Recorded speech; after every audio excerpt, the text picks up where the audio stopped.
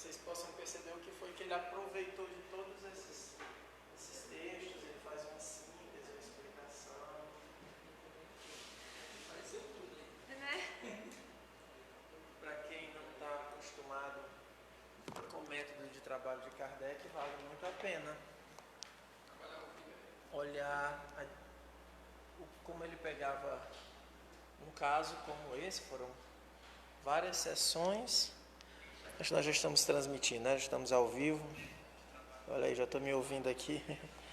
Então eu estava... já saiu aí, né? O microfone captou. Então leiam No Céu e Inferno depois, comparem, porque são várias sessões, mas nessas várias sessões o Kardec faz uma síntese e vejam o que é que ele vai aproveitar para resumir o texto. Assim, é bem interessante. Aconselho a todos que possam fazer esse trabalho de comparar. Deixa eu ver aqui.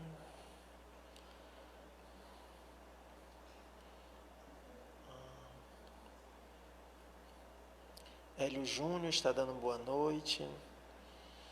Boa noite, Hélio Júnior. Aqui.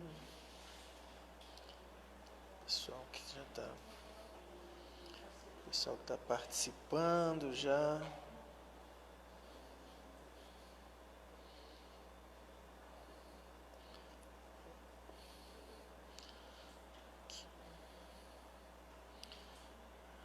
Olá, meu amigo Marcos está aqui participando. Muito bem.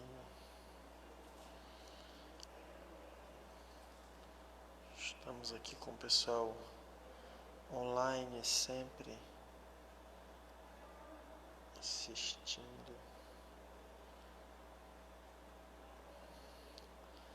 Entrar aqui no Face do CEAL também para ir acompanhando as perguntas. Deixa eu ver aqui. A Clícia voltou a trabalhar à noite, então hoje ela não estará conosco. Marcela trabalhando e assistindo. Oh, coisa boa, Marcela. Eu espero que o patrão não esteja vendo, né, Marcela? Trabalhando, mas pode ser. Olá, meu caro. Então, vamos dar início aos nossos estudos. Tem alguém vindo a primeira vez hoje? Tem um amigo? Olá. Vamos a Nádia, né? Tudo bem, Nádia? Não, na quarta-feira, né? Tá certo. E o meu amigo aqui é o... Como? Carlos. Carlos, você veio pelo Face, se inscreveu por e-mail ou veio conhecer a casa? Eu teve que dar segunda-feira.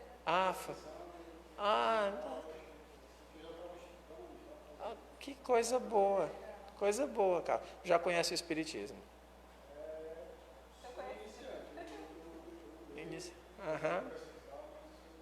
Tá certo. Tá bom. Seja bem-vindo, Carlos. Então, nas quartas-feiras nós estamos estudando a Revista Espírita e são 2 focos. O Eric aqui. Que bom, Eric, que você está online, entrou aqui para nos prestigiar. O Eric Tavares, ele tem um estudo da Revista Espírita nas quintas-feiras. Eu já devo ter falado com vocês. Ele faz pelo YouTube. Ele e um outro rapaz, Rui Marcelo, creio que do Pará. Acho que o Eric é do Rio, se não me engano. Um estudo muito bom. O texto que o Marcelo postou, eu andei postando em alguns grupos, sobre evocações, é sensacional. Resumiu em tão poucas palavras tudo aquilo que a gente precisa ouvir. Mas vamos dar início às nossas reuniões. Como sempre, fazemos uma prece para que a gente possa se harmonizar, para que a gente possa se tranquilizar. E se tem uma coisa que nós estamos precisando é de paz. É de paz. O tanto que eu vou chamar uma pessoa que me transmite paz. Márcia, venha fazer a prece por nós, para você nos dar essa paz que essa cidade, que esse estado está precisando, mais do que nunca. Boa noite a todos. Vamos buscar neste instante manter a serenidade em nossos corações, para que possa fluir o estudo desta noite, trazendo a cada um de nós os ensinamentos que precisamos para a nossa própria evolução. Que os bons amigos espirituais, coordenadores deste trabalho, possam estar aqui conosco, abrindo a nossa mente, o nosso coração, para bem recebermos tudo aquilo que for comentado esta noite. Muito obrigado ao Pai, e permanece conosco, agora e por todo sempre. Que assim seja. Assim seja. Não, acertei, né, Eric? É do Rio mesmo. Então, gente, como nós estamos estudando, nós vamos, a história de um danado, nós vamos continuar acompanhando durante o mês de fevereiro. E hoje nós vamos estudar a 5ª sessão, que são as perguntas dirigidas a São Luís. Então vamos lembrar como foi a metodologia, para quem está chegando, né, para quem está começando agora. Esse espírito era um caso que foi apresentado a Kardec. Kardec achou muito peculiar as questões que ele propunha, a questão do efeito físico envolvido, tudo que está envolvido em torno desse caso. Então, ele propôs a evocação na sociedade. A evocação foi feita, depois um casal que era participante da sociedade, sem ainda ser membro, de fato, se candidatou a evocar esse espírito em casa. E é isso das coisas que a gente já chamou a atenção, que é o fato deles terem levado um espírito endurecido para casa para evocar. Fizeram 3 sessões. Como é um prazo de 6 dias, provavelmente eles evocavam, a gente pode imaginar que era dia sim, dia não. Dia sim, dia não, eles estavam evocando. E agora, completado uma semana, Kardec retoma, agora se dirigindo a São Luís, que é o presidente espiritual da sociedade, é o coordenador da reunião, porque é do interesse daquelas... que ele tem um interesse por aquele grupo, fazer aquele grupo progredir. Eu acho que eu cheguei a ler algumas perguntas desse, não foi? Até a 64, não é? Não foi isso? Eu vou repetir a 64. Você fez até uma reflexão. Sim. Aqui, né, eu vou repetir a 64 para a gente retomar, tá? Ele diz o seguinte: Kardec pergunta a São Luís: qual é o mais terrível gênero de suplício que pode experimentar um espírito neste caso? São Luís responde: não há descrição possível das torturas morais que são a punição de certos crimes.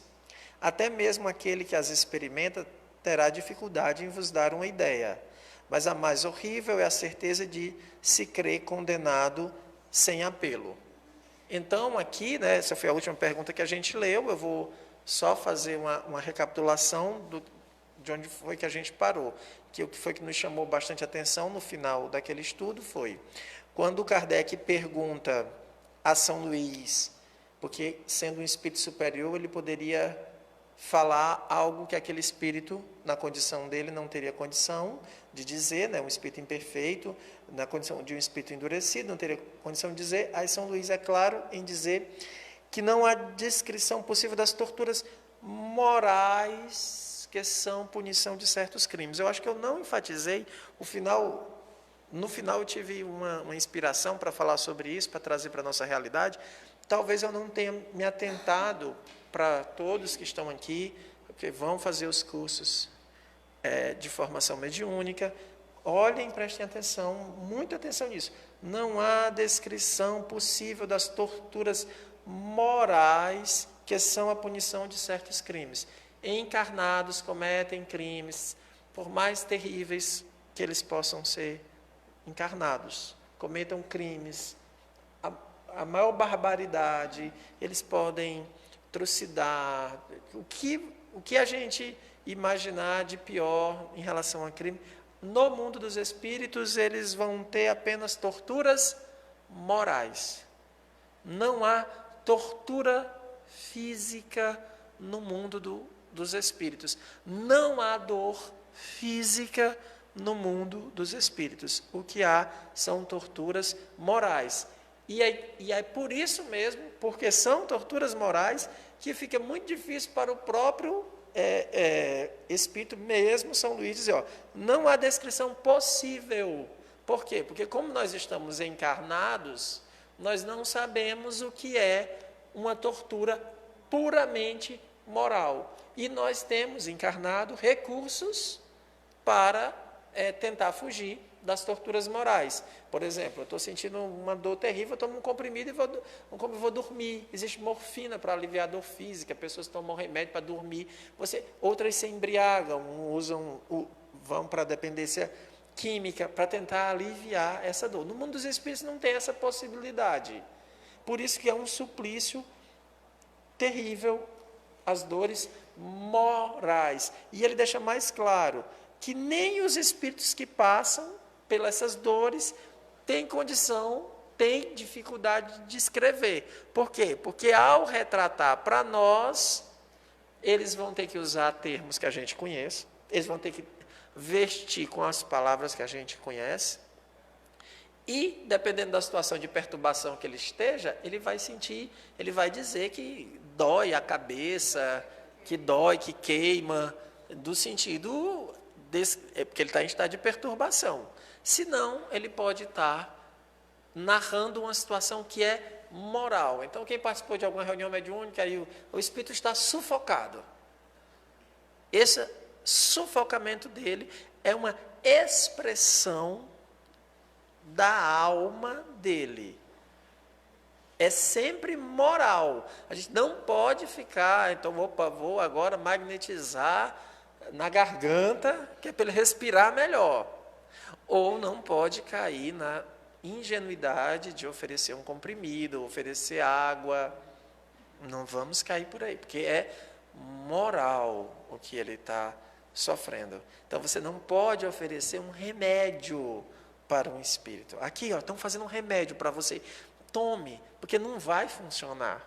Não vai funcionar por vários motivos, né? Mas o que não vai funcionar, vou deixar o primeiro ponto aqui, que tem que ser claro, é porque aquela dor que ele está descrevendo como física é moral. Talvez ele ainda nem saiba, mas a gente já tem que saber que é moral, tá? E aí, aqui, que foi onde a gente terminou, quando ele diz assim, mas a mais horrível é a certeza de se crer condenado sem apelo, que foi quando eu terminei conversando conosco, que isso também é a nossa maior desgraça.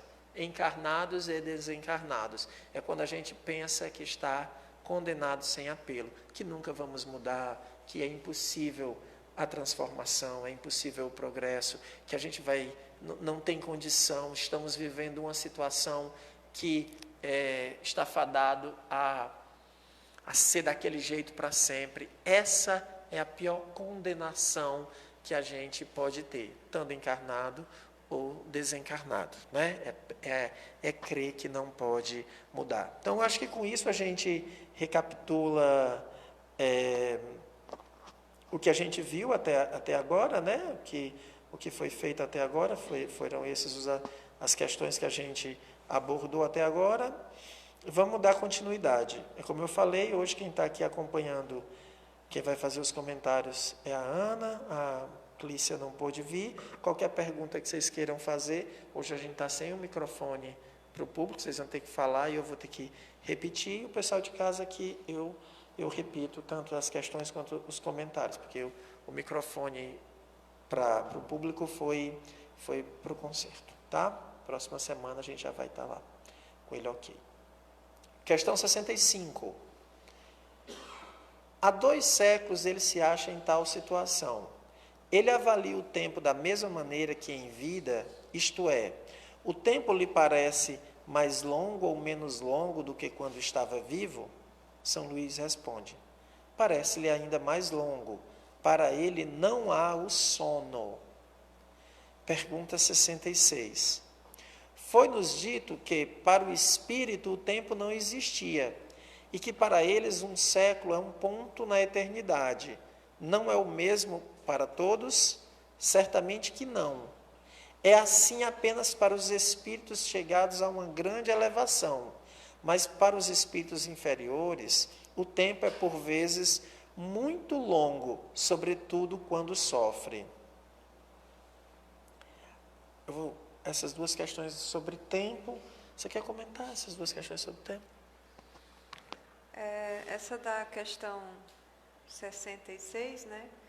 Ela foi para o Livro dos Espíritos, no item 1005, quando ele vai perguntar se ao espírito sofredor o tempo se afigura tão ou menos longo do que quando estava vivo. Parece-lhe antes mais longo, para ele não existe o sono. Só para os espíritos que já chegaram a certo grau de purificação é que o tempo, por assim dizer, se apaga diante do infinito. Então, assim, ele vai colocar para os espíritos sofredores que eles acabam sofrendo exatamente por isso. Então, o tempo acaba se prolongando mais ainda. Para os espíritos superiores, se torna infinito, mas não é, digamos, um problema, né? Se torna, na verdade, até uma coisa boa. Aí aqui fica claro, depois a Ana vai colocar aí no grupo a metodologia. Veja, essa pergunta aqui, ela foi colocada no Livro dos Espíritos da 2ª versão. Porque a gente sabe, né, que são 2 versões, a de 57 e a de 60.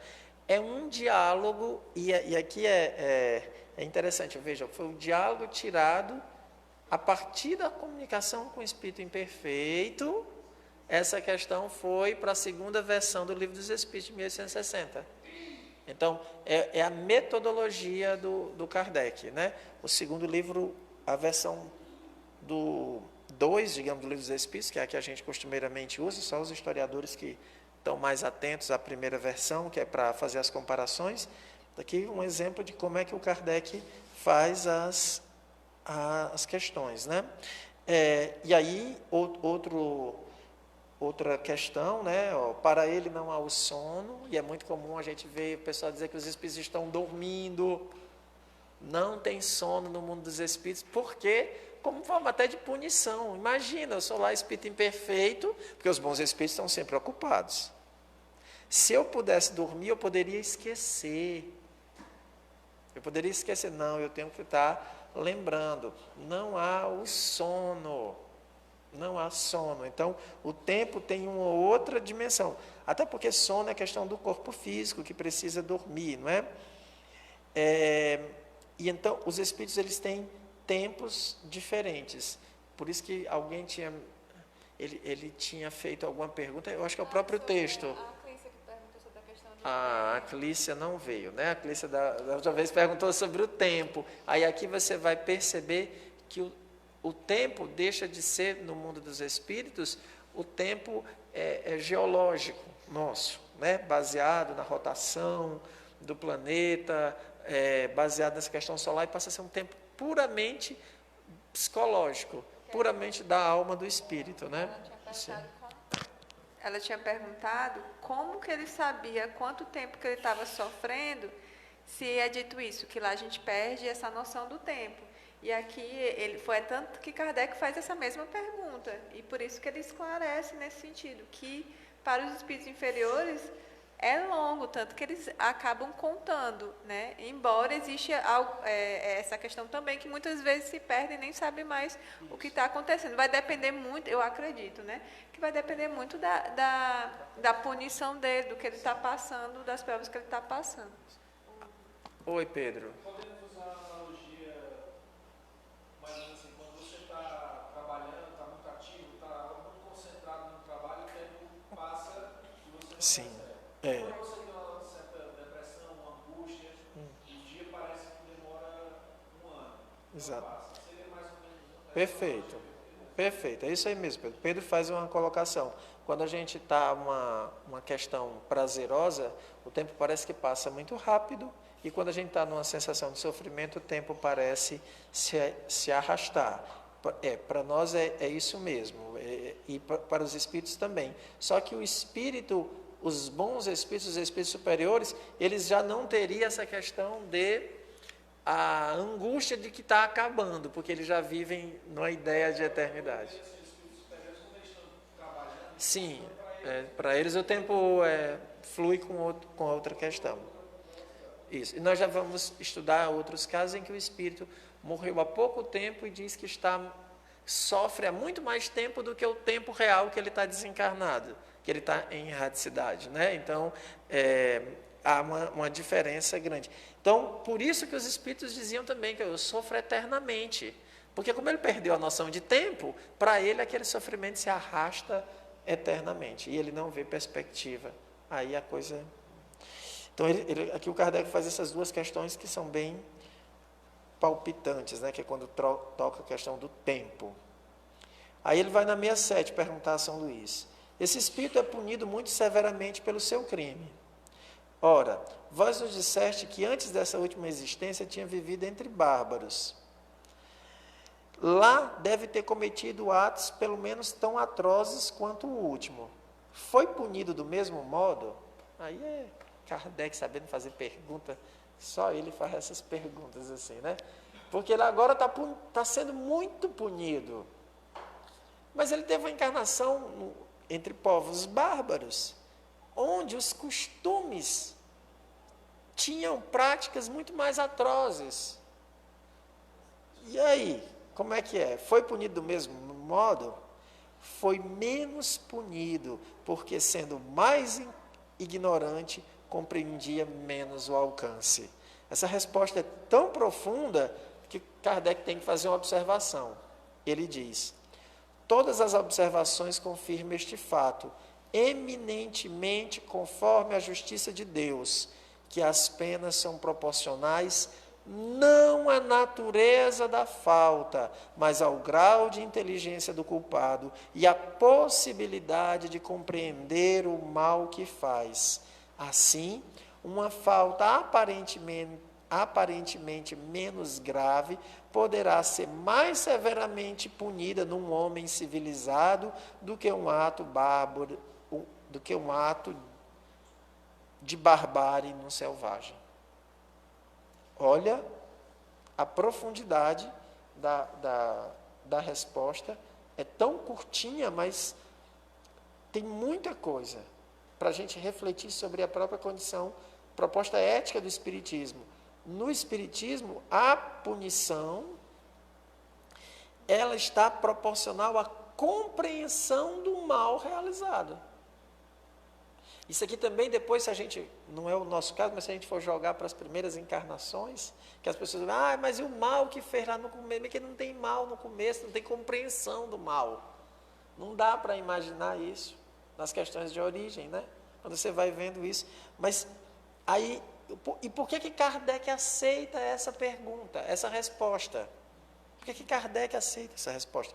Porque ele diz assim: eminentemente conforme a justiça de Deus, porque isso é o justo.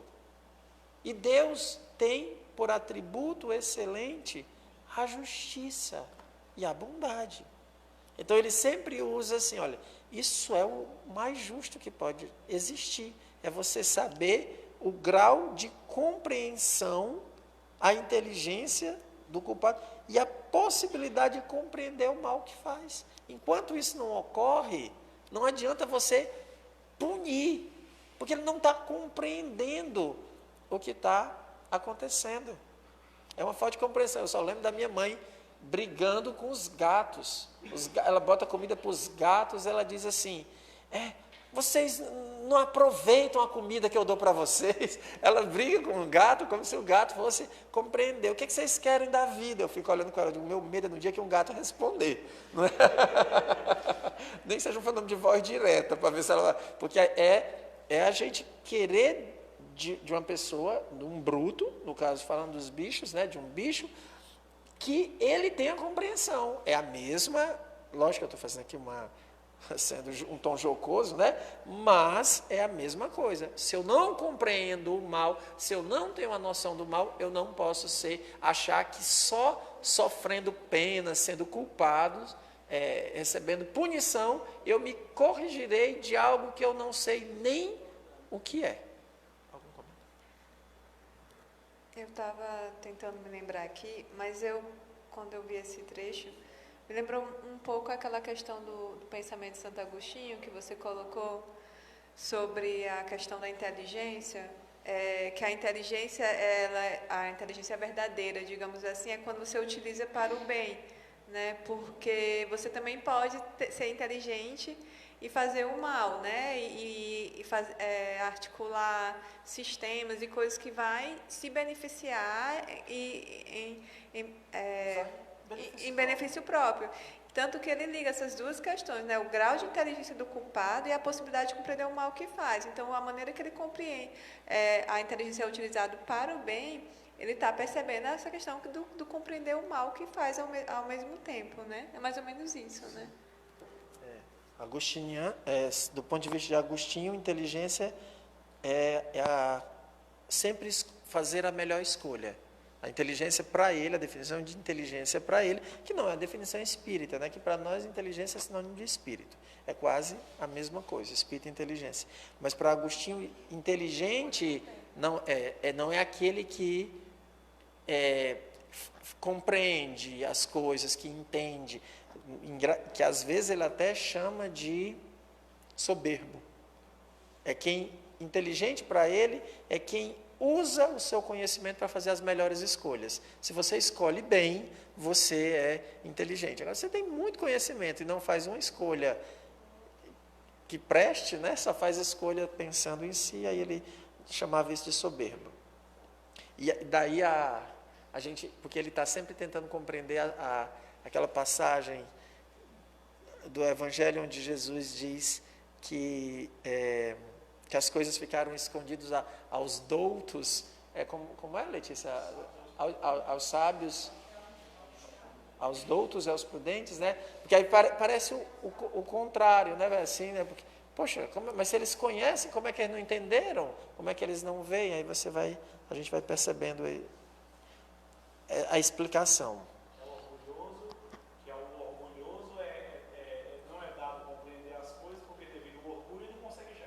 Devido ao orgulho ele não consegue enxergar. Mas os sábios, os humildes, eles conseguem entender as coisas de Deus. Isso, os humildes é quem vê as coisas de Deus, porque na verdade a humildade é uma virtude intelectual e as pessoas não sabem disso.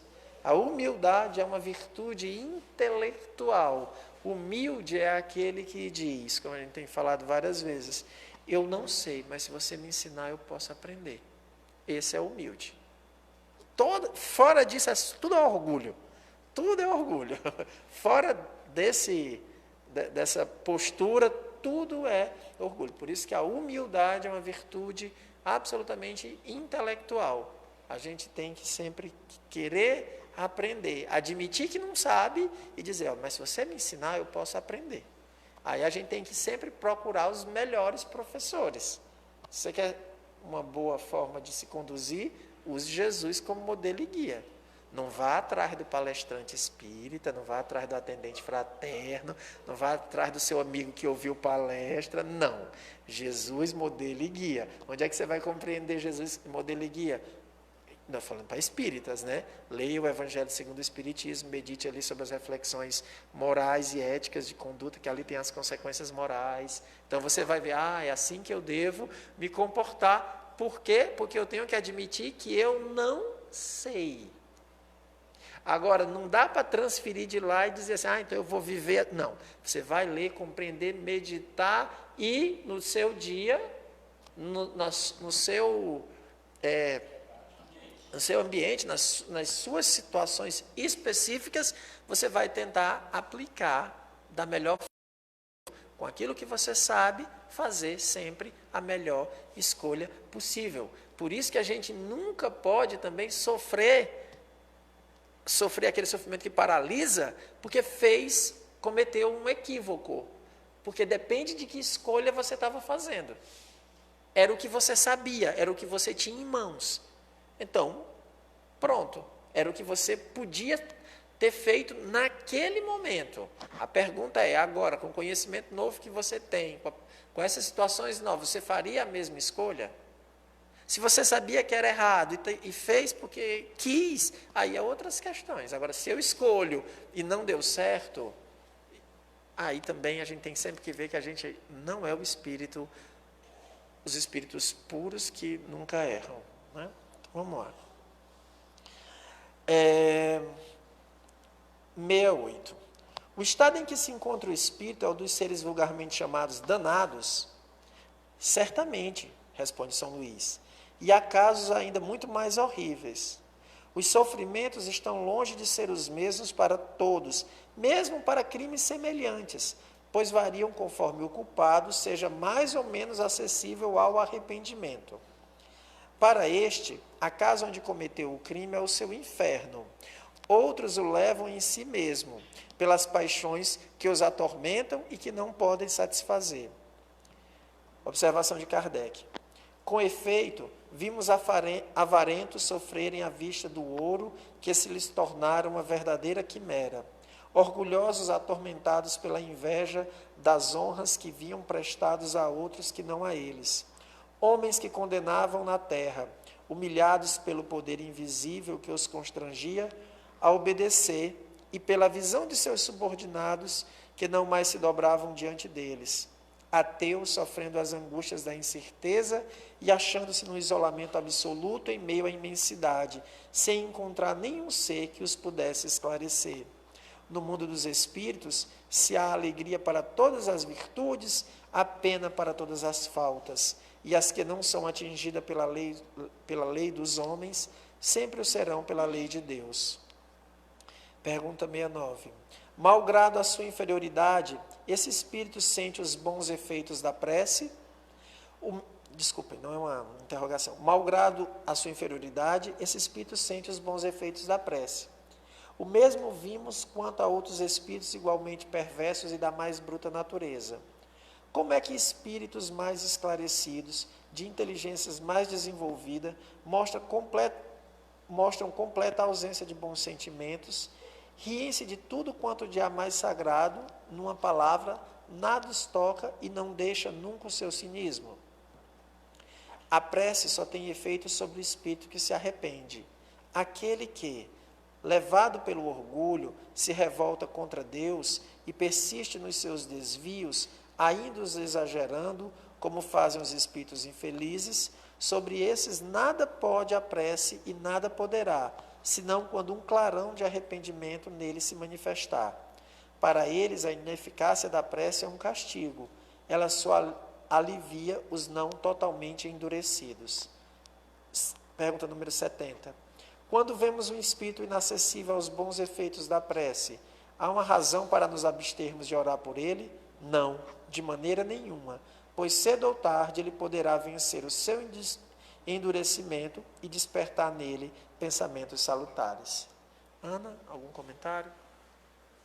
Bom, esse item 68, ele faz a gente refletir um bocado, né? Eu fico pensando assim, por exemplo, eu já tive amigo, eu tenho um amigo ateu, Zé, que faz tempo que eu não vejo, e eu me lembro que eles sofriam muito dessa angústia pela questão da morte, de pensar que, por exemplo, quando a morte acabar, acabou tudo, né? E uma questão assim, que eu vejo que olhando para essas punições ou continuação de provações, digamos assim, é como se fosse um prolongamento desses sofrimentos. Por exemplo, no caso desse meu amigo ateu, eu fico pensando nesse caso aqui. Não estou dizendo que vai ser sempre o mesmo.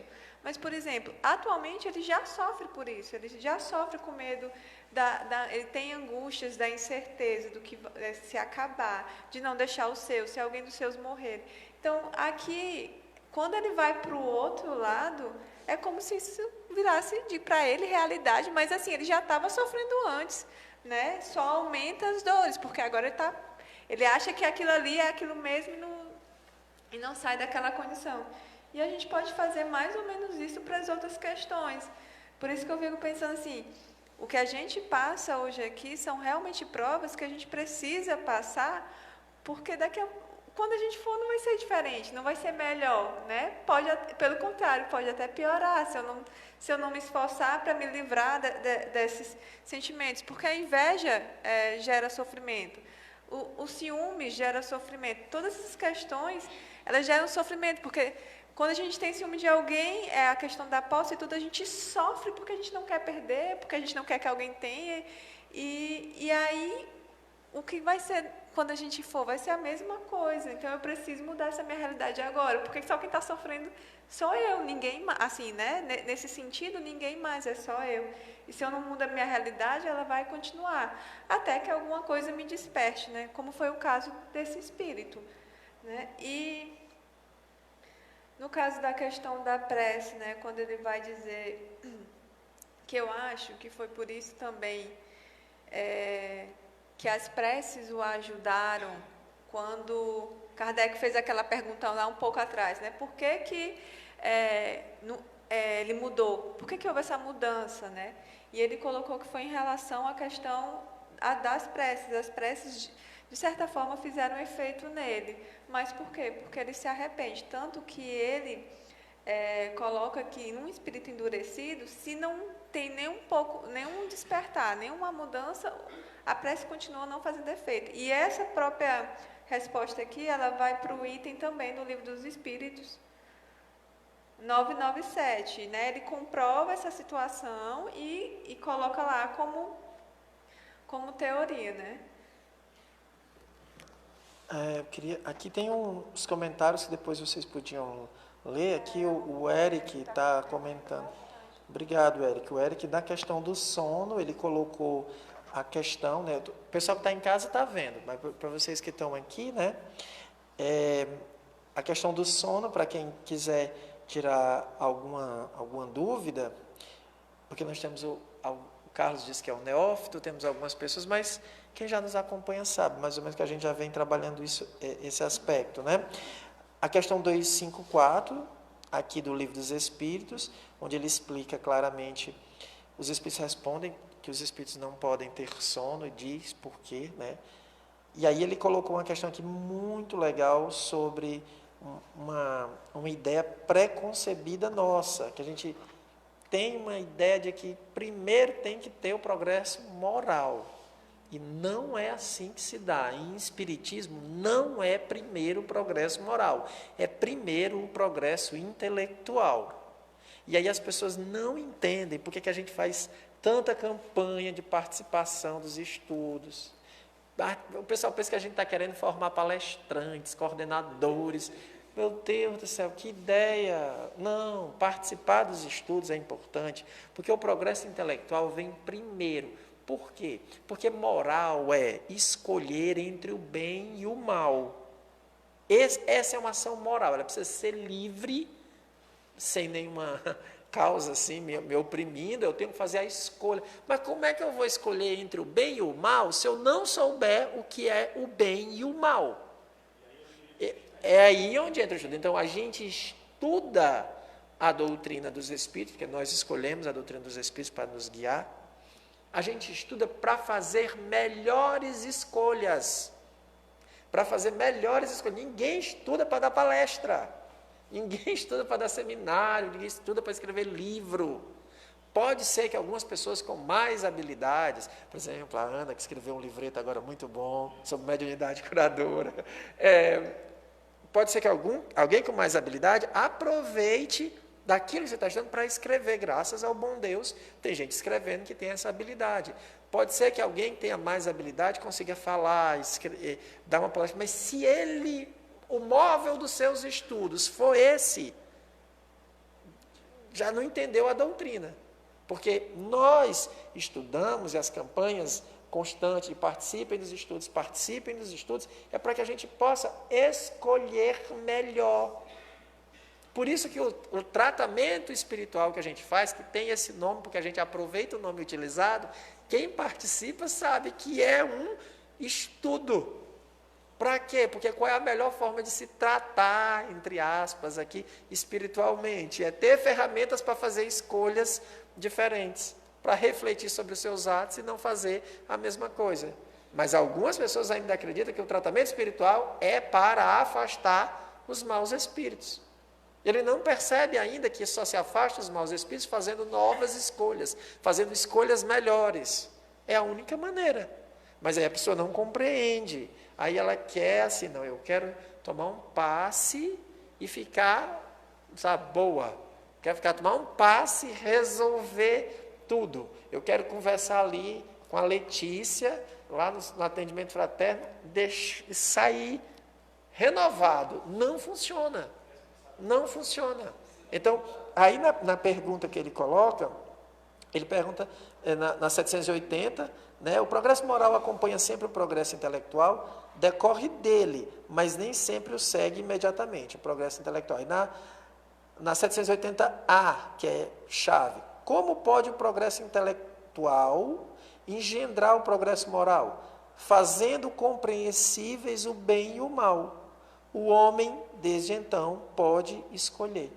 Então, o homem precisa conhecer o bem e o mal, não conhecer, compreender o bem e o mal e depois escolher o bem. Continua os espíritos. O desenvolvimento do livre-arbítrio acompanha o da inteligência e aumenta a responsabilidade dos atos. Quanto mais eu compreendo, mais responsável eu sou.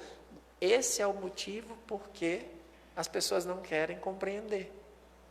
Preferimos a felicidade dos brutos.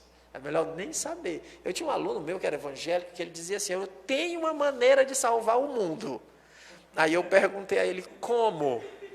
Como? Ele falou, eu tenho uma maneira de salvar o mundo. Eu perguntei, como você vai salvar o mundo? Ele, queimemos todas as Bíblias existentes. Ele era evangélico. Eu disse, mas por quê? Ó, a lógica dele, perfeita a lógica dele. Se ninguém conhecer a palavra, ninguém terá pecado. Se ninguém conhecer, ninguém vai ter culpa, né? Olha o sofista. É um sofista que uma pessoa está pensando um negócio desse, né? Mas é por isso que às vezes a gente não quer o estudo, porque o estudo sério, às vezes é amedrontador. Por isso que ninguém quer o autoconhecimento, porque o autoconhecimento sério é amedrontador. Porque você fica, quando você tem um conhecimento, você fica se corrigindo direto. Sim. Se você sabe a verdade, você busca a verdade. Quando você busca, ela se liberta. Isso, então, é verdade. tendo a inteligência, conhecendo aquilo, você se corrige. Entendeu? E quando você não sabe, não. Você pode errar, você não sabe nada. E tem uma outra questão em cima disso. Por que ele diz que é amedrontador, né? Porque a consciência começa a pesar, né? Mas a consciência, ela pesa porque eu já sei o que é certo e o que é errado em alguns aspectos, mas eu ainda não consigo fazer o que é certo. Eu estou lutando para fazer o que é certo, mas aí ele vai libertar a partir do momento que eu conseguir, né? Mas enquanto isso a gente vai tentando. Por isso que o Cícero fez aquela reflexão da última vez, né? Porque a gente sofre muito com essas questões assim, eu nunca vou conseguir mudar. Eu sei isso aqui, eu compreendo, mas eu ainda não consigo fazer. E aí você fica sofrendo, porque a consciência está te cobrando. Na hora que você faz, ela já te cobra. Aí você diz, hoje eu não vou fazer errado. Pede a Deus de tudo, ore e tudo. Mas daqui a pouco está lá você fazendo a mesma coisa, né? A mesma atitude, independente do que seja, uma atitude que você escolheu que não quer mais fazer. E aí isso fica te machucando. Mas, ao mesmo tempo, a gente tem que continuar se esforçando, porque não existe outra forma, né? Essa questão, assim, parece que às vezes a gente não tem apelação, não tem para onde correr e a gente nunca vai mudar, mas a gente vai mudar. Só que se a gente passou muito tempo fazendo a mesma coisa errada, não é de uma hora para outra que a gente vai conseguir fazer o certo, né? Buscando fazer o certo. E a virtude do imperfeito, que somos nós, né? A virtude do imperfeito é o esforço. A virtude do espírito imperfeito é o seu esforço. Por isso que ele pergunta como é a definição de virtude do Livro dos Espíritos. É a resistência voluntária ao arrastamento dos maus pendores. no Livro dos Espíritos, quando ele fala lá nas virtudes, ele diz o que é virtude. Aí depois o Kardec pergunta, né? Mas os bons espíritos eles não têm resistência. Mas aí é outra categoria, né? Para nós, os espíritos imperfeitos, qual é a virtude nossa? É o esforço. Mas o nosso orgulho é tão grande que a gente quer a virtude, a gente quer que a nossa virtude já seja a virtude dada. E a gente não acorda que nós não temos a virtude dada. Ninguém tem aqui.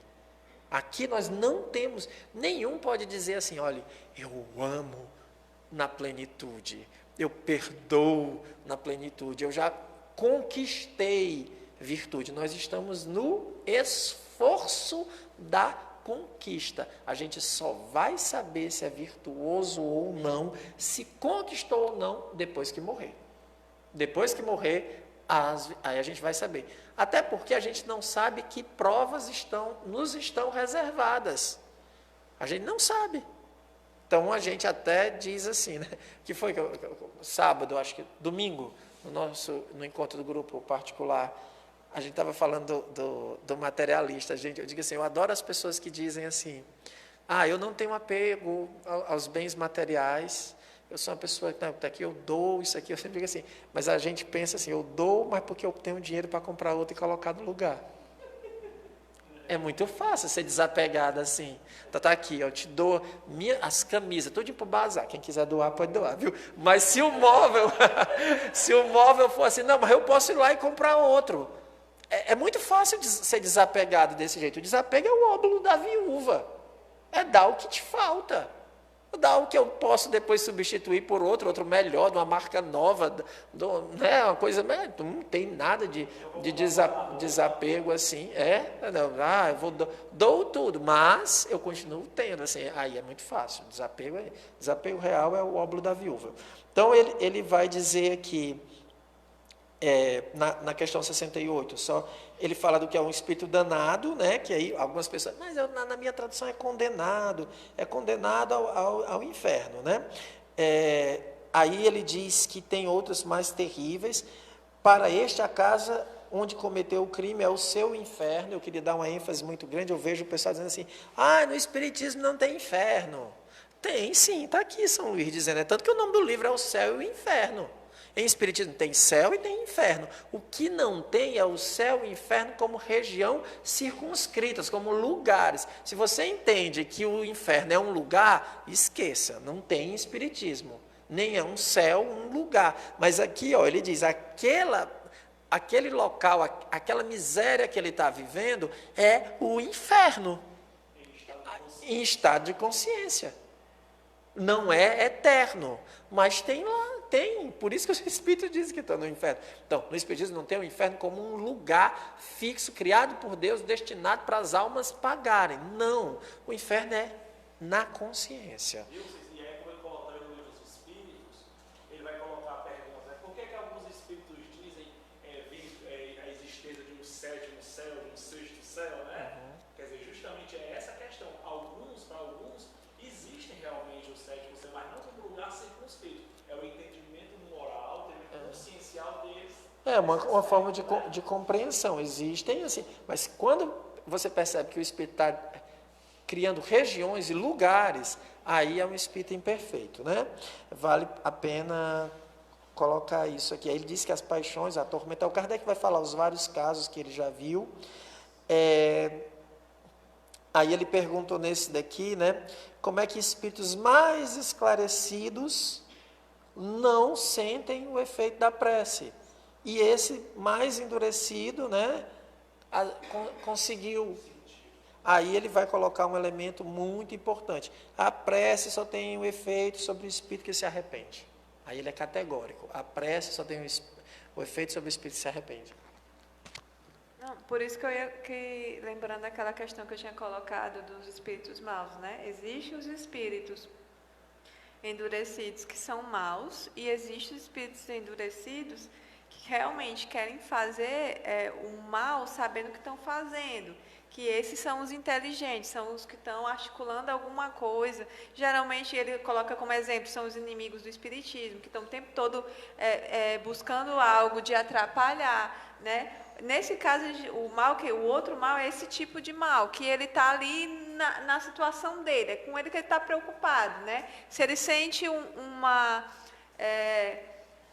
ele quer mal a alguém, a questão de uma vingança, é uma situação dele pessoal, não é nada maior. E esses espíritos endurecidos, como no caso dos inimigos do espiritismo, eles são muito inteligentes, muito ardilosos. Eles sabem exatamente o que fazer. Lá no prefácio da prece pelos espíritos endurecidos ou espíritos maus, ele explica bem direitinho assim, essa diferença. E é bom que a gente faça esse estudo.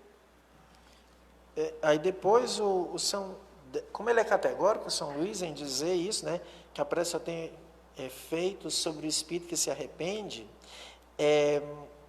aí para outros a ineficácia da prece é um castigo.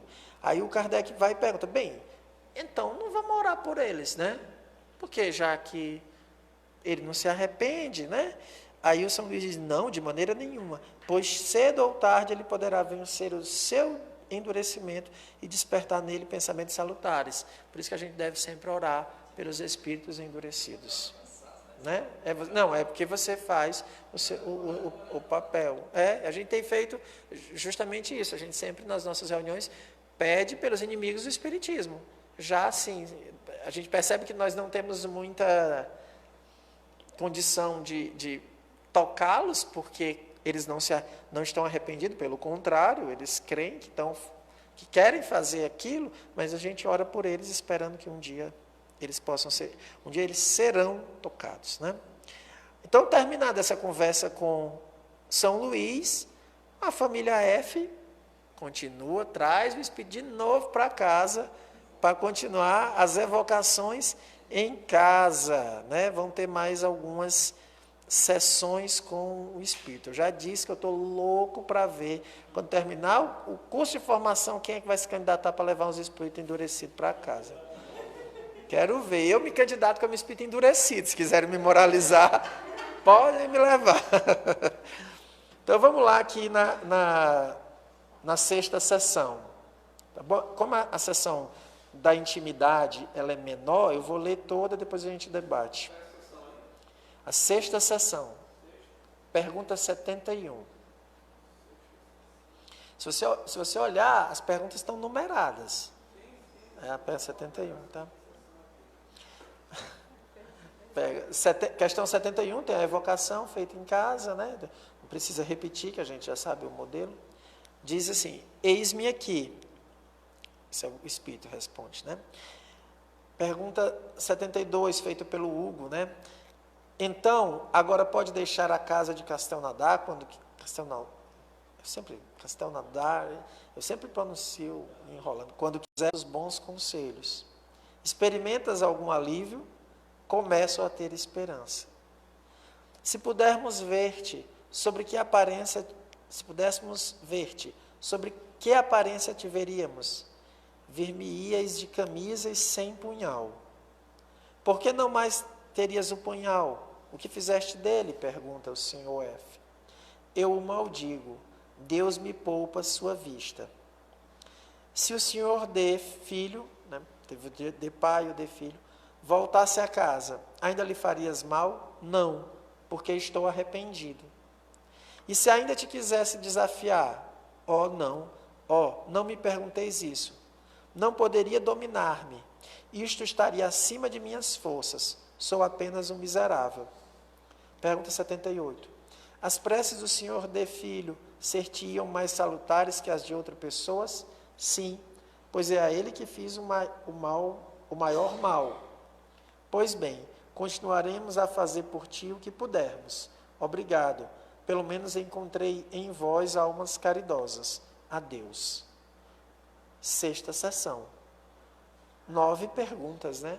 Veja, às vezes a gente pensa que uma evocação é uma coisa gigantesca, né? Todo mundo acha que a evocação tem que ser 3 dias de conversa. Olha uma evocação curta, com muitas observações a serem feitas. Você quer destacar? Bom, aí a gente está vendo o progresso, né, das respostas dele. Ele começa a ter uma esperança, né?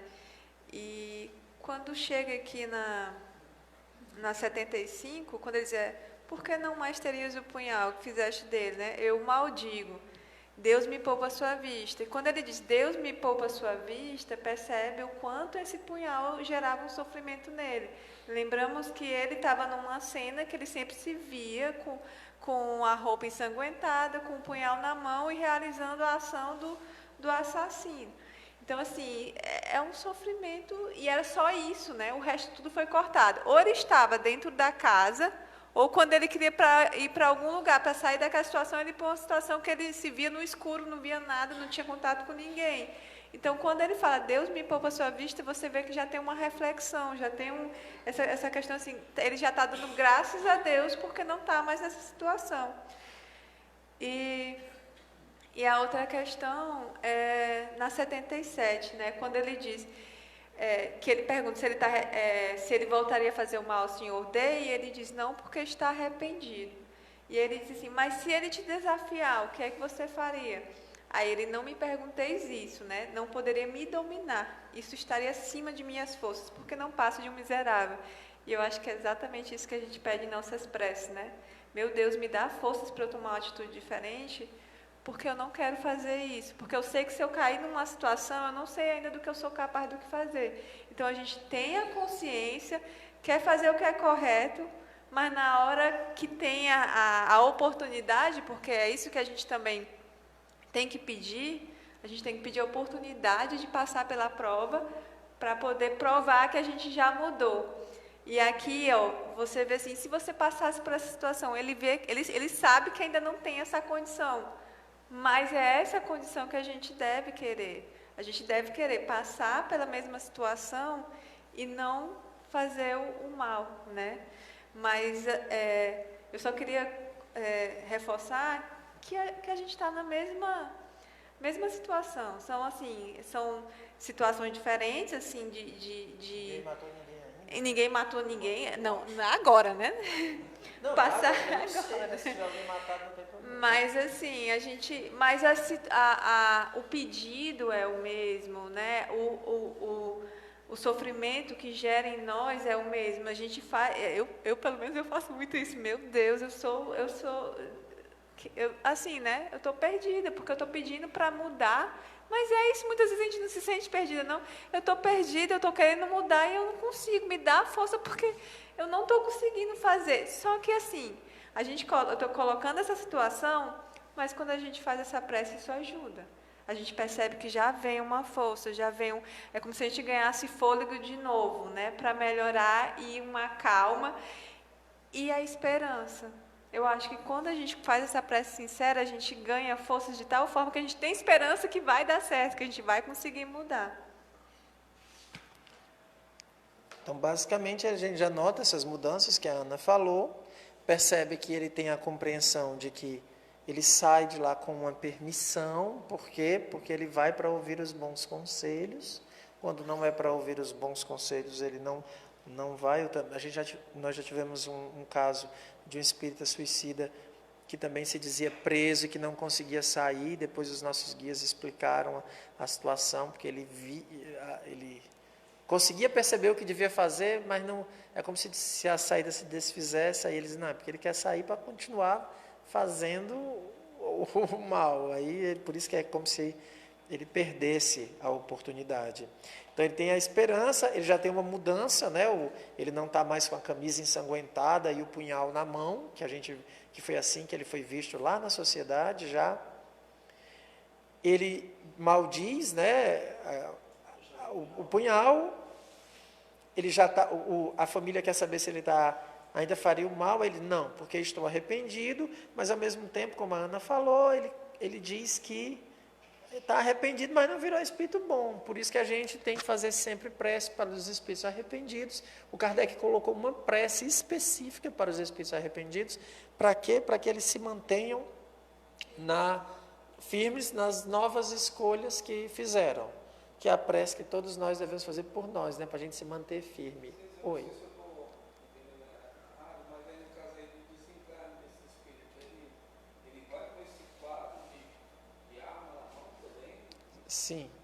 Sim, ele estava. Lá nas primeiras sessões você vê que ele era assim, que foi assim que ele vai já, na verdade ele vai já explicar por que é que ele está com a arma na mão. Nas próximas sessões vai mostrar por que é que ele tinha que estar. É para ele lembrar do crime dele. Pedro?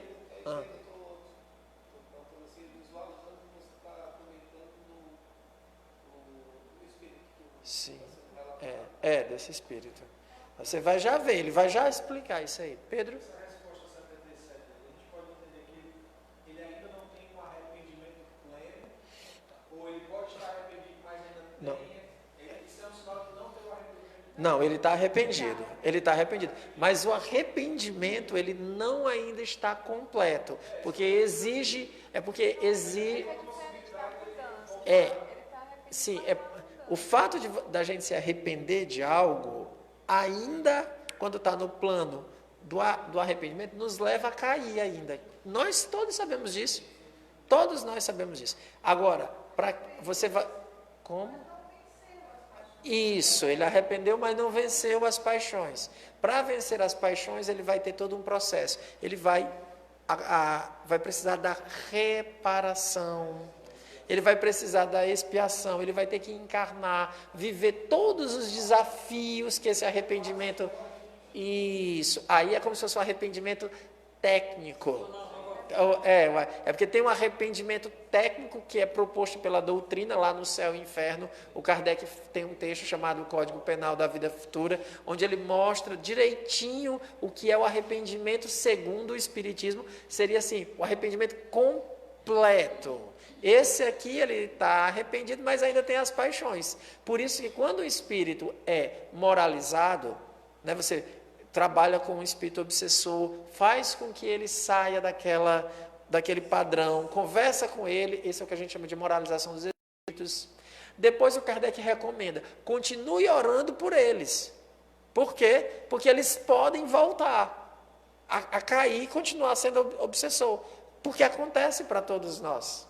Por isso que você vai ter todo um preparo, que a gente viu lá no show de sábado que você estava, do gratidão filial, lembra? Quando o espírito se arrepende, aí passa anos meditando em prece, pedindo a nova encarnação, para ir morar com a família daquele, para nascer na família daquele que lhe fez mal, ou que ele fez um mal. Então, ali o arrependimento está se dando. E veja que, naquele caso que nós estamos estudando aos sábados, depois que encarna, ele passou anos meditando, em prece, pedindo para reparar o mal que fez aquela família, ou que sofreu. Ele pode, depois de encarnado, não conseguir. E aí, não suportar a família. Que é o caso que nós vamos estudar, mas aí é no sábado, né? Que a gente vai ver. É só para dizer que o arrependimento, de fato, pleno, se realiza com todas essas etapas. O arrependimento do ponto de vista espírita, aqui é do arrependimento do ponto de vista do espírito. Ele está arrependido, mas ainda, segundo a lei de Deus, ele ainda vai ter que passar por etapas. E aí é bom lembrar que todos nós estamos nessa condição, né? Todos nós somos espíritos arrependidos, é tanto que a gente está no planeta de prova e expiação. Aí eu peguei aqui o Código Penal, quando ele vai dizer assim, ó, lá no item 16, o arrependimento é o primeiro passo para o aperfeiçoamento, mas sozinho não basta. É preciso ainda a expiação e a reparação. Arrependimento, expiação e reparação são as 3 condições necessárias para apagar os traços de uma falta e suas consequências.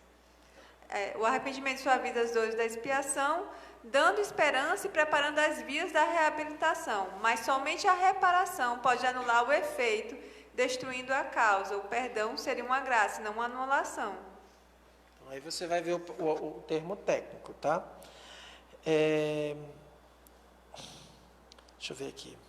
Aí ele diz, né, que vai continuar fazendo, a família vai continuar fazendo preces e vai para a 7ª sessão. Eu vou tentar ler a 7ª sessão, tá bom? Para pessoas que apostaram que eu leria 3 sessões, há uma chance de vocês ganharem, hein? Quem foi no bolão das 3 sessões. Agora, ele vai, a evocação do homem assassinado. Por quê? Porque esse espírito tinha assassinado uma pessoa. Evocação do homem assassinado. Aqui estou. Que nome tinhas na vida? Eu me chamava Pierre Dupont. E aí, o francês tá bom? Tá bom? Dupont. Qual era a vossa profissão? Era salsicheiro em Castelnaudá, onde fui assassinado por meu irmão, a 6 de maio de 1608, por Charles Dupont, meu irmão mais velho, com um punhal no meio da noite. Qual foi a causa do crime? Meu irmão pensou que eu queria cortejar uma mulher de quem ele gostava e que eu via muitas vezes. Mas ele se enganava, pois eu jamais havia pensado nisso. Como ele vos matou, eu dormia. Ele me feriu na garganta, depois no coração. Quando me feriu, despertei. Quis lutar, mas sucumbi. Vós o perdoaste? Sim, no momento da sua morte, há 200 anos. Com que idade morreu ele? Com 80 anos. Ele não foi punido em vida? Não. Quem foi o acusado por vossa morte? Ninguém. Naqueles tempos de confusão, prestava-se pouca atenção a essas coisas. Isso de nada adiantaria. O que aconteceu à mulher? Pouco depois ela foi morta por meu irmão em minha casa. Por que ele assassinou-a? Amor frustrado. Ele se havia casado com ela antes de minha morte. Aqui a gente começa a entender. Agora vocês vão já. Esse texto é muito bom, porque esses dados aqui não dá para ser aferidos. Esses dados não podem ser aferidos. Nós não estamos falando agora. Se a gente tivesse numa reunião mediúnica atual e alguém tivesse dado esse dado de detalhe, já teria entrando alguém no Google para conferir. Vamos ver se isso bate, né? Se esses nomes estão sendo ditos, para ver. Vai que a pessoa... Eu lembro que uma vez a gente estava participando de uma reunião onde o Espírito deu um dado lá de um nome, a pessoa já entrou no Facebook para ver se achava o perfil, se a pessoa desencarnou ainda tinha um perfil aí ativado, né? A pessoa já estava procurando. Mas, nessa época, não tinha. Vocês vão ver que a gente vai vai ter que encontrar uma ferramenta para descobrir se isso é verdade ou não.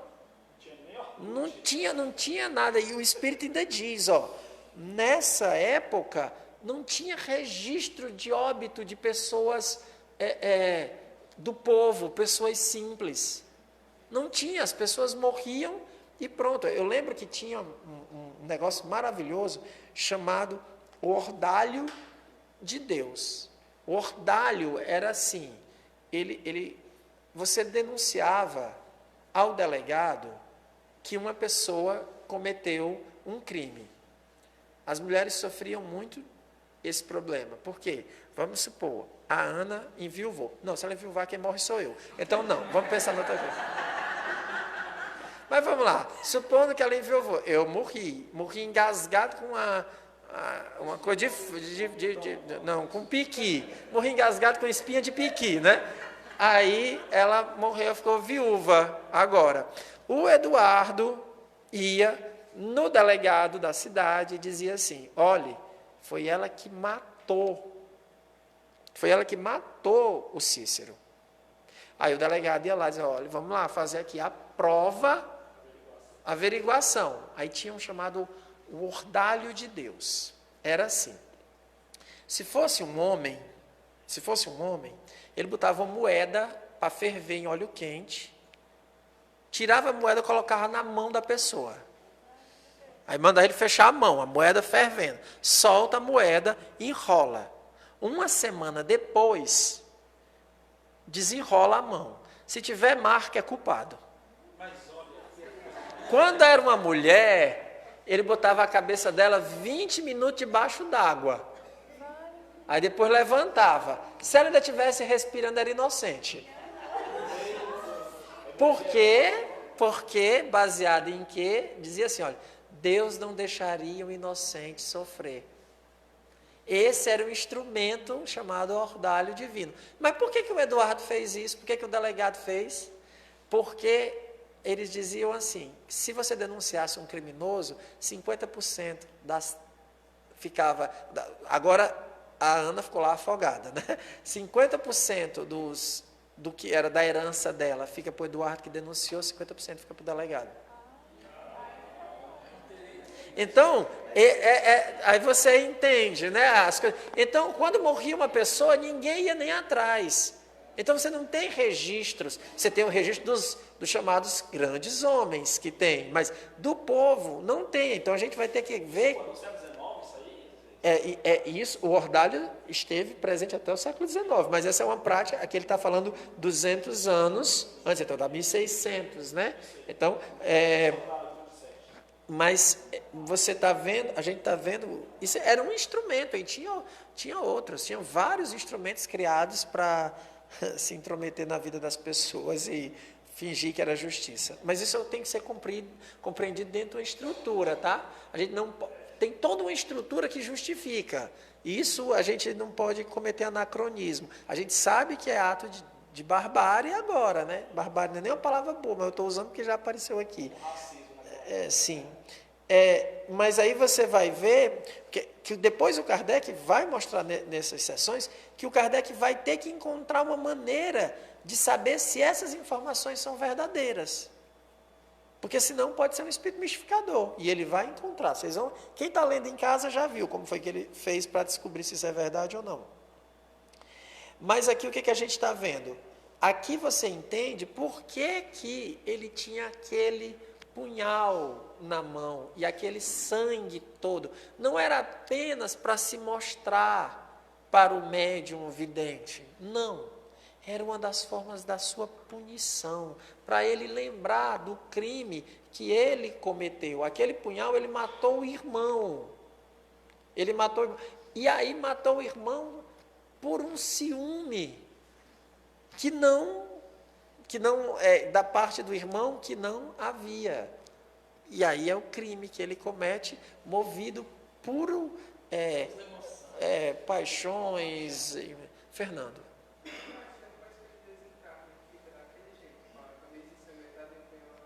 Ele não porque ele também, como é que ele fica?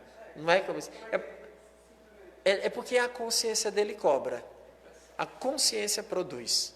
A consciência já produz aquilo. É uma coisa que ele não consegue se livrar. Então ele não consegue se livrar do punhal, porque o punhal é a lembrança. Matei meu irmão.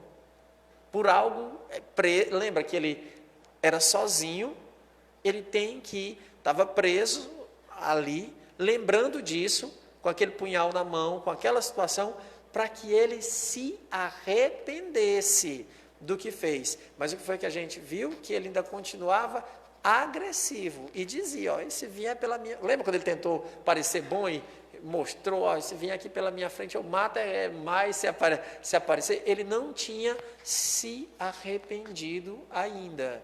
Não tinha surgido nele essa questão do arrependimento. Aí depois que o pessoal começou a fazer preces, aí ele começou a ter uma outra perspectiva, começou a refletir. Mas essa comunicação do Pierre Dupont aqui não é por um acaso. Vamos chamar outro espírito para falar, não.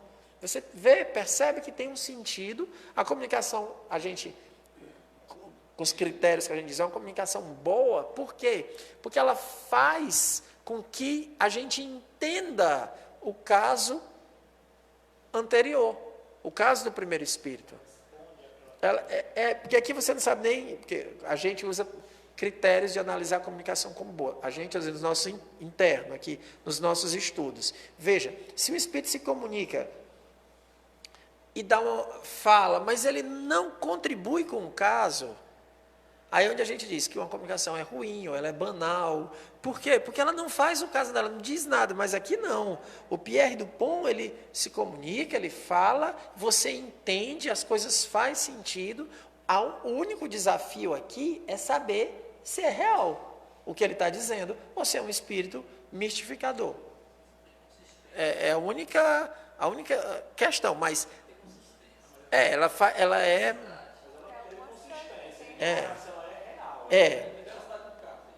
aqui é a veracidade. Veja que é que a gente não vai poder perceber, não vai chegar, que é na próxima sessão onde o Kardec vai falar da autenticidade dessa questão e da próxima evocação, que é a evocação da esposa, da mulher, né? Então a gente vai ver que vão participar dessa moralização desse espírito 4 espíritos: São Luís, o Charles Dupont, Pierre Dupont, o seu irmão, e a mulher Marguerite. Ele participou? Ah, então são 5. Tá vendo? Você não é evocação pela evocação. Que as pessoas pensam, é evocação, tá, é evocação para quê? Por quê?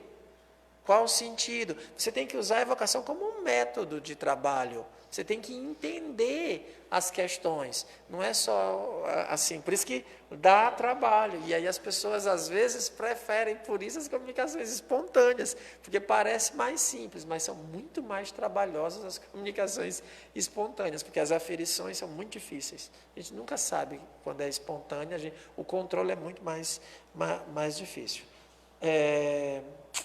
E ele perdoou, né? O irmão perdoou logo no momento da sua morte, ele já tinha perdoado. Para vocês perceberem outra coisa, não basta ele ter perdoado, porque o irmão perdoou, mas ele ainda pagava. Então não é só o perdão de um lado, você tem que ter reparação, tem que ter toda a estrutura. Vocês gostariam de fazer algum comentário, alguma pergunta?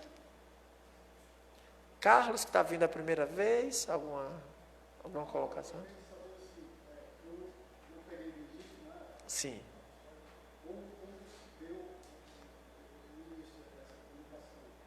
As primeiras sessões? Tá. Deixa eu só te perguntar, você já está no Facebook do CEAL? Será que no Face você já está? É que a gente já coloca sempre na íntegra lá, tá bom? E eu lhe aconselho, como você está estudando, que você baixe um aplicativo chamado Kardecpédia. Kardecpédia tem todas as obras do Kardec. Aí você pode ler offline, você só baixa uma vez, né? E em casa você pode usar dois sites que a gente recomenda sempre, que são os sites que a gente usa. IPEAC, você digitou no Google IPEAC, ou Kardecpédia, os dois. Aí como é que é o estudo que a gente faz? Nós estamos no mês de fevereiro, então a Revista Espírita foi publicada durante 12 anos, e esse nosso estudo vai durar os 12 anos. Né? Nós começamos em 2018, lendo a revista de 58. Em 2019, nós lemos a de 59. 2020, nós estamos lendo a de 1860. Aí você entra lá, 1860, fevereiro de 1860, aí tem lá a história de um danado. Aí tem toda a história. Mas, na verdade, foi o Kardec, esse espírito já tinha virado uma lenda na região, porque no castelo onde ele estava, todo mundo era atormentado. E aí teve uma morte recente. Aí, como chegou no Kardec, ele perguntou a São Luís se era importante, seria útil. Aí São Luís diz que sim, aí ele é evocado, aí se desenrola toda essa história, tá bom? Mas leia, e a gente sempre coloca nos nossos grupos. A gente baixou já? Muito bem, o pessoal é bom, né? A gente indica. Aí depois eu te digo como usar, porque o Kardec pede, às vezes, a gente tem que saber usar, porque a gente quer baixar tudo e ele demora e diz, texto não encontrado, mas depois, se você sair, eu falo com você, tá bom? Mais alguma observação? É interessante aí que é feito vítima, criminoso, e as pessoas fazem a prece, e as pessoas também são chamadas aí. Então, reunião de pessoas para chegar no fato da causa do crime aí. Sim. Existe um motivo aí, motivação do crime. Isso. Aí é interessante isso aí, não é uma reunião, nós temos pergunta e pronto. Ela se consome, ela se termina. Sim. Júlia, essa pergunta sobre o arrependimento é o auto-perdão? Eu vou deixar para a próxima semana, porque o tempo não dá mais, tá bom, Júlia? Mas eu prometo que a gente pode falar isso nos próximos estudos. Gente, eu agradeço a participação de vocês, agradeço a participação da Ana, que está aqui participando dos estudos, enquanto a formação mediúnica não começa. E gostaria de avisar, porque eu sei que tem pessoas que estão nos acompanhando, nós temos uma atividade nas quintas-feiras. É uma atividade específica, que é a atividade do magnetismo. Nas quintas-feiras, ela é uma atividade interna da casa, é o pessoal que está dentro de uma estrutura. A gente resolveu, por conta dessa situação que está meio complicada, né, a cidade, Esses dias elas estão a cidade está meio complicada. Aqui o Eric, que é do Rio, não está sabendo. Eric, aqui a gente está vivendo uma situação meio delicada na cidade. Então, aproveite e ore por nós aí do Rio de Janeiro. Mande paz para cá. Então, a gente resolveu adiar a atividade de amanhã, tá bom? Então, as atividades do nosso grupo se encerram hoje. Hoje é o nosso último dia. E voltamos na quarta-feira de cinza para terminar a história desse danado. Tá certo? Esse danado, na próxima quarta-feira, a gente termina, porque quarta-feira de cinzas não é feriado, né? Eles não têm o bloquinho dos espíritos, né? Então, a gente vai estar aqui na próxima quarta-feira. Agradeço a participação de todos vocês. Vamos fazer uma prece. Mas amanhã, às 22 horas, a prece pelos doentes está mantido, tá? Só isso que... Oi. E terça. Não temos atividades, tá bom? O CEAL retorna só na próxima quarta-feira, tá bom? Na quarta-feira de cinza. Intactos, tá, meu povo? Não voltem inteiros, mas se desencarnarem, venham como espírito, tá bom? Não tem problema não, pode participar. Vamos fazer uma prece para a gente terminar. Deus de amor e bondade, Senhor da vida, a Ti somos gratos, Pai, pela oportunidade que nos concede. Agradecemos a Allan Kardec pela coordenação do estudo. Agradecemos aos espíritos que foram lidos, porque através dos casos aqui apresentados, podemos refletir sobre a nossa existência. Rogamos aos nossos anjos da guarda que nos envolvam em um fluido de paz, de tranquilidade. Rogamos ao Espírito de verdade, Jesus, que nesse instante derrame sobre todos nós a Tua paz, Jesus. Pedimos pela nossa cidade, pelo nosso estado. Rogamos para que recaia sobre todas as pessoas, em especial os governantes, os envolvidos nas manifestações, que recaia as bênçãos, que recaia um fluido de paz, de tranquilidade, que os ânimos possam ser acalmados, que lembremos que só o bem, só a verdade prevalece. Pedimos pelo nosso país, pelo nosso planeta. Em Teu nome, Jesus, damos por encerrado esta reunião, rogando a Deus que nos abençoe, hoje e todo sempre. Que assim seja. É isso. Obrigado às pessoas que nos acompanharam. Possamos ir para casa em paz.